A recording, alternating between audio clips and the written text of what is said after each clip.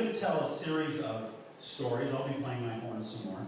But I would like to tell a series of stories, and I've just decided to make them short stories around Christmas. It may seem a little early, but ready or not, here we go. And all of us have stories about Christmas, and it's interesting over life how they accumulate, and you begin to see some of the humor just in the natural, normal, everyday things of life. And so I've actually named some of these stories as I have had a chance to reflect on them.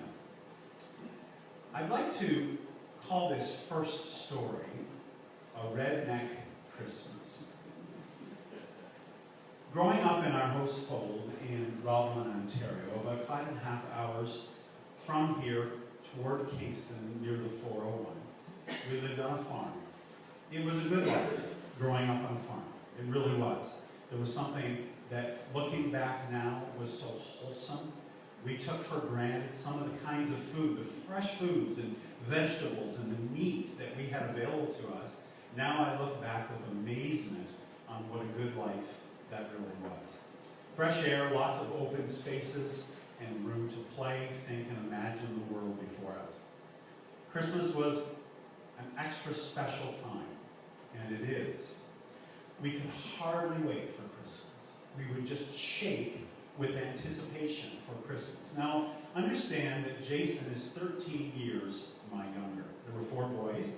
There was myself, 3 years later, Andy, and then 3 years later, Mark, and then 8 years later, Jason. And so some of those earlier, when I was the youngest, or younger, Jason wasn't part of that.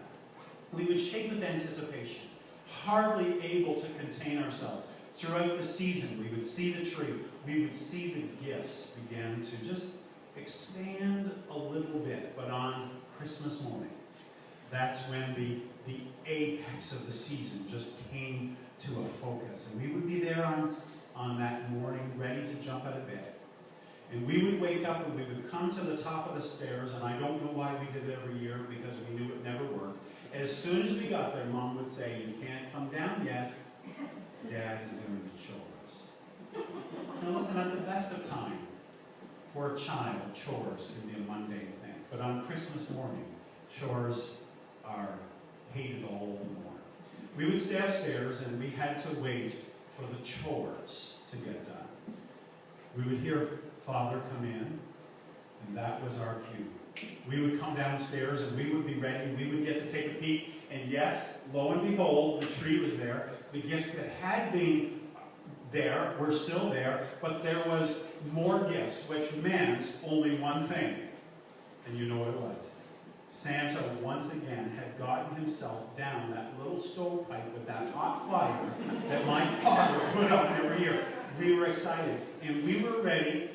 Now listen, I want you to understand, I grew up with an understanding that Christmas was about Jesus. But I also grew up with an understanding that Christmas meant we got presents. We were ready to jump in, and once again I shook with anticipation, and then we have to eat first. Now don't get it wrong, I love to eat. And in fact, today, as we arrived last night, we ate so much today. Do you know when I arrived here last night, I was thin? We ate all day long today. I love to eat, but we would sit down to a wonderful Christmas breakfast. And it was wonderful, but we were just anticipating getting in. We would finally get in the room. And the youngest would always have the job of going around, picking up the gifts, reading off the names, and coming, giving it to each one. And we would all have this pile before us. And we would be ready. I especially would be ready to dive in. But oh no, we had to do it one by one. And you'd open up a gift, and of course you would have to give the mandatory oohs and ahs, and certainly look for the response from the person that you expected and imagined you would have because of the gift that you had given to them. And we would open the gifts on Christmas morning. And it was wonderful memories, and I know that you have your own. A Redneck Christmas